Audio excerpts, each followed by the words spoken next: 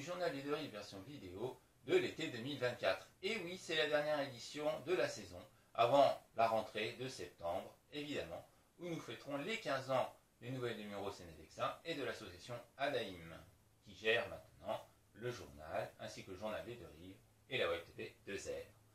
Un journal vidéo, vous savez, nous avons notre protocole, une information GPSO, 3 informations sur le mois de juin, 6 informations pour l'été, évidemment, 3 par mois, juillet, août, un retour sur les vidéos du mois de juin avec un dossier et quelques informations complémentaires en conclusion.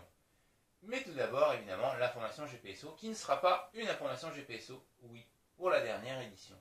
Puisque vous le savez tous, l'information la plus importante actuellement en France, c'est les élections législatives anticipées. Donc nous allons commencer par ça.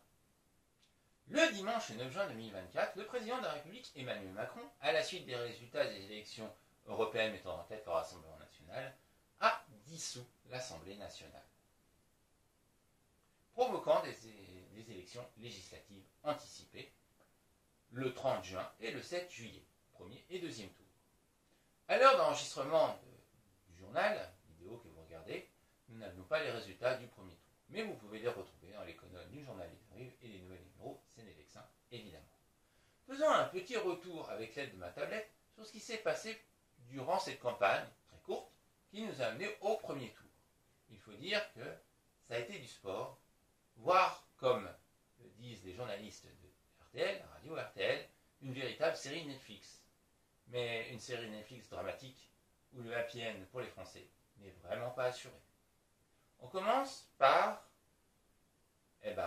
Monsieur Éric Ciotti, le président des Républicains, qui, à la surprise générale et de son propre chef, a rejoint l'extrême droite,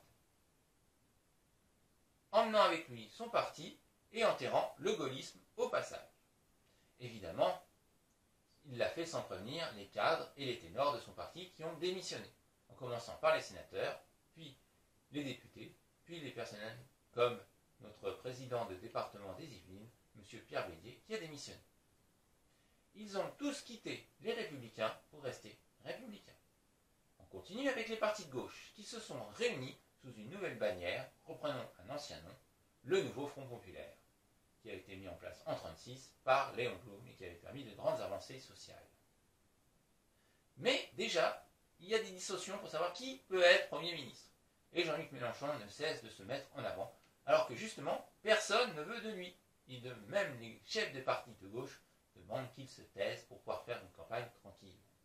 Et ils ne sont pas les seuls à demander que les ténors en fassent un peu moins. Effectivement, dans la majorité présidentielle, le président de la République, Emmanuel Macron, qui est au plus bas dans les sondages, veut se mêler de cette élection, alors que c'est Gabriel Attal, son Premier ministre actuel, qui mène la campagne.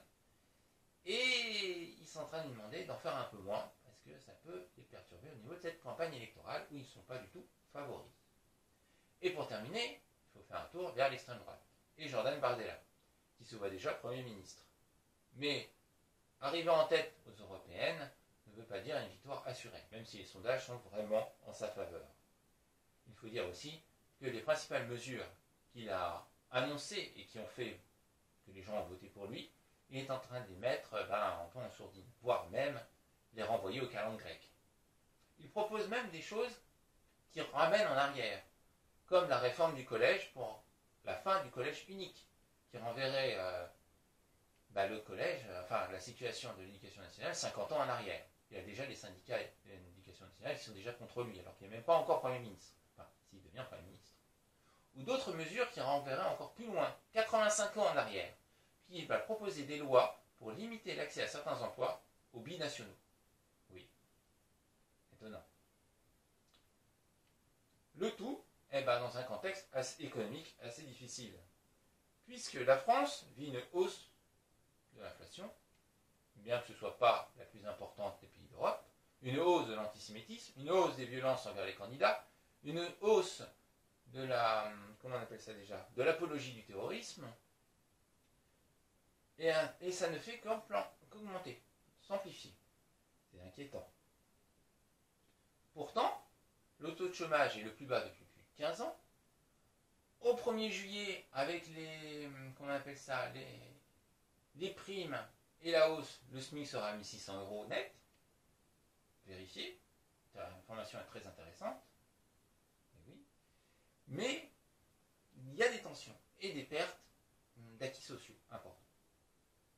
Le tout avec un contexte international et européen très fragile, voire même explosif. Surtout qu'on sait qu'en Europe, il y a une puissance qui essaie de dominer militairement beaucoup de pays de l'Europe de l'Est. Quand j'entends ça, j'ai l'impression d'avoir ouvert un livre d'histoire à la page « Contexte et causes de la Seconde Guerre mondiale ». Et nous savons toutes et tous, par devoir de mémoire, que cela finit très mal, par des millions de morts. Enfin, ce n'est qu'une analyse de situation. En France, tout le monde a le droit de voter ce qu'il veut. C'est la démocratie. En son âme et conscience, nous pouvons aller voter ce que nous voulons. C'est la somme de l'ensemble qui décidera de l'avenir du pays. Tout de suite, revenons sur l'actualité du mois de juin. Nos 3 actualités pour le mois de juin sur lesquelles nous revenons, évidemment il y en a d'autres à retrouver dans nos colonnes, et je vais le faire avec ma tablette car nous tournons dans des conditions un peu différentes de d'habitude.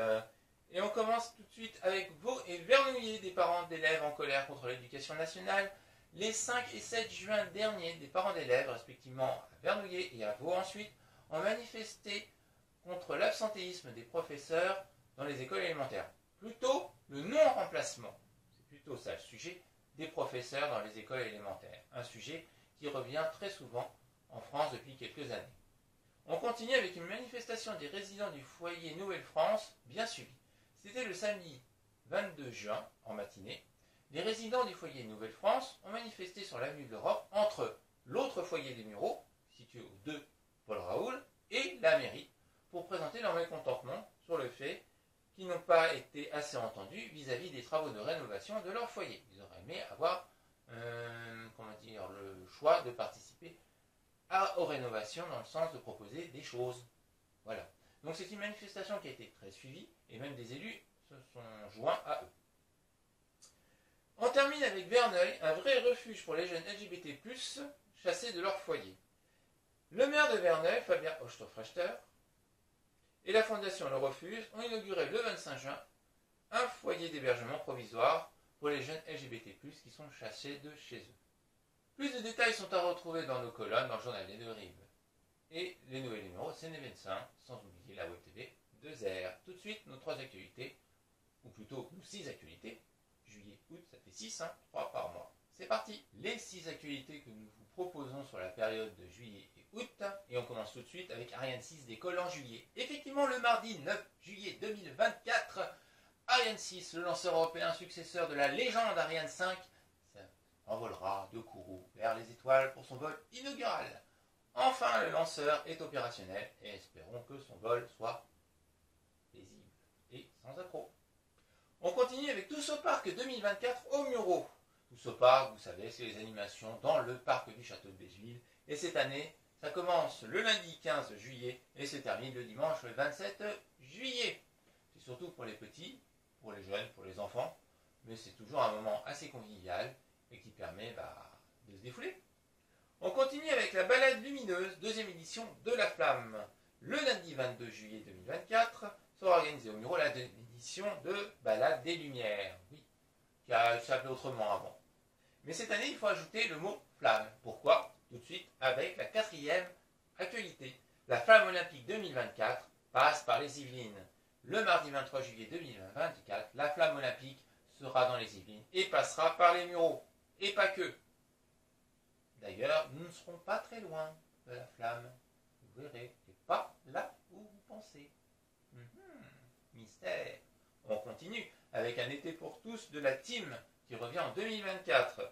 Du lundi 5 au dimanche 18 août 2024, l'association Touche d'Espoir au Mureaux, Team, organise donc un été pour tous. Des animations, des jeux, le tout sur la grande place Molière. C'est un peu la suite logique de Tous au Parc pour le mois d'août. Et ça fait quand même la 5e fois que l'association Team organise cet événement. Et on termine avec Fête du théâtre sur l'île des loisirs du Val-de-Seine. Du samedi 24 au jeudi 29 août, la région Île-de-France organise pour les franciliens la fête du théâtre sur l'île des loisirs du Val-de-Seine à Verneuil. Plus de détails sont à retrouver dans le journal des deux rives, les nouvelles numéros, c'est Nevexin et la Web TV 2R. tout de suite les 4 reportages ou émissions à voir ou à revoir du mois de juin. Nos 4 reportages à voir ou à revoir pour ce mois de juin 2024, et on commence tout de suite avec la deuxième édition de la course de caisse à savon qui s'est déroulée à Triel. C'était le 2 juin, donc vraiment début du mois. 42 caisses à savon quand même qui ont participé, hein. C'est pas mal. Hein. On continue avec le retour sur le voyage marquant des 30 collégiens des Mureaux en Pologne. Un retour où les intervenants ont présenté ce voyage et l'aboutissement de ce dernier auprès des collégiens. Des 30 collégiens, 10 par collège des Mureaux. C'était le 14 juin. On continue avec le Tour de France du plein emploi solidaire 2024, la première édition, qui a fait une étape aux Mureaux à l'atelier des Moulins. C'était le 19 juin dernier. On termine avec la petite cavalerie de Lotilde a fêté ses 30 ans. L'association de petite cavalerie, donc le centre équestre, a fêté ses 30 ans lors d'une soirée, journée anniversaire. C'était le 23 juin dernier. On termine évidemment avec le dossier vidéo qui nous emmène faire un petit tour dans les brocantes et vide-greniers de GPSO. Nous avons fait un petit tour à Meulan-Paradis pour son traditionnel vide-grenier, c'était le 2 juin dernier. Un petit tour aussi par la brocante des Paumes dans le parc du château, qui est magnifique. Ça, c'était le 9 juin. Et on termine avec un petit tour à la fête de Verneuil. Vous allez me dire, c'est pas une brocante, mais si, parce que pendant 2 jours durant la fête, il y avait la brocante de Verneuil. Et nous sommes allés le 23 juin. Donc, on est revenu avec une petite vidéo. On a loupé le Premier ministre, d'ailleurs, Gabriel Attal, qui a fait une petite visite à Verneuil lors de la fête. Mais on l'a pas en vidéo. Dommage. Bon, voilà. Allez, on conclut cette édition de l'été.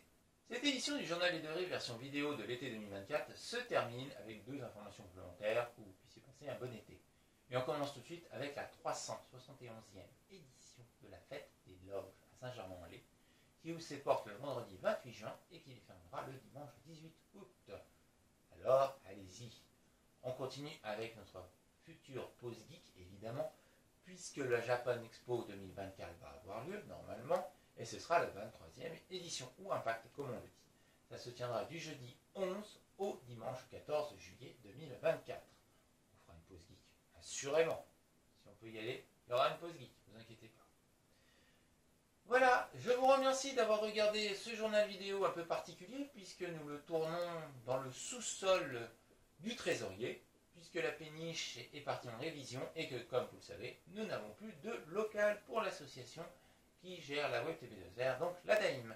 Et si vous voulez nous rejoindre au sein de cette association, la cotisation est à 10 €, pour dire les choses, nous prenons, toutes les personnes sont motivées pour écrire, pour parler de leur territoire, parler de leur ville, parler tout simplement de ce qui leur plaît. Si vous avez en plus un petit talent pour l'écriture, ou un petit talent pour passer devant la caméra bien meilleur que le mien, ça je n'en doute pas, vous serez les bienvenus. Nous ouvrirons les portes, ah oui, on n'a plus de local, nous ouvrirons les bras, voilà, bien grands pour vous accueillir. Et si vous voulez nous rencontrer, rendez-vous au Forum des Mureaux en septembre, où nous fêterons les 15 ans, comme je l'ai dit plus tôt, des Nouvelles Mureaux, Sénévexin et de l'association. J'espère pour vous que vous passerez un bon été, un bel été, et que tout se passera bien, et qu'en septembre, nous pourrons continuer à vous proposer de l'actualité locale. Nous l'espérons du fond du cœur. A très bientôt. Bon été 2024 à toutes et tous. À bientôt.